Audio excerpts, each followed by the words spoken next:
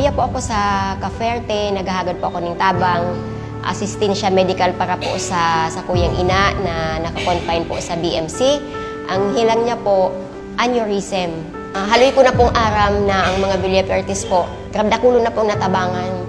Bako sana po ining medical, maski sa iba pong larangan ng pagtabang. Kasi po, produkto po ako ang scholarship kang biliaperte. Kaya dakula pong pasasalamat.